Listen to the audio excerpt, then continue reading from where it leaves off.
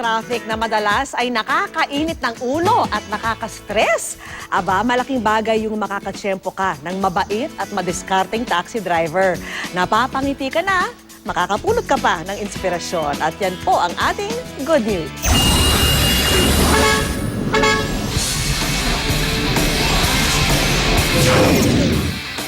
Sino ba naman ang hindi iinit ang ulo kapag naipit sa sobrang traffic? Pero kung si Manong Mariano raw na taxi driver ang masakyan mo, tiyak na good na ang iyong morning. Hello, good morning.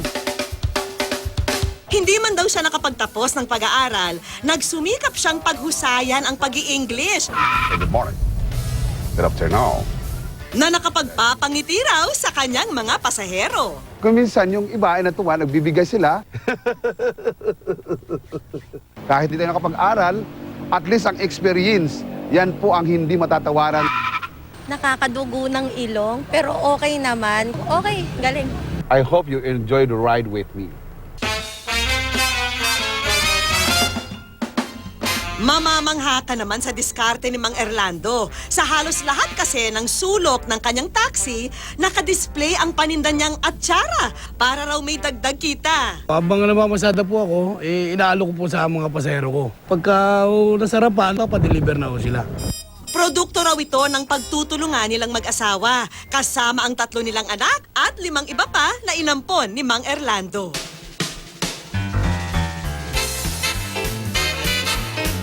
Mas malaki pa nga raw minsan ang kinikita ni Mang Erlando sa pagtitinda ng atsara kumpara sa isang buwang sweldo niya bilang taxi driver. Sapat para pag-aralin ang kanyang mga anak at para sa gastusin sa bahay. Iba po talaga yung nag-aaral eh. Nalalaman nila talaga yung tama at mali. Hindi raw dapat sumuko dahil sa kahirapan, bagkus ay maghanap ng paraan. Kailangan po siguro magsipag, magdagdag ng kaalaman para sa paghahanap buhay. Philippines, more fun. There's a taxi driver.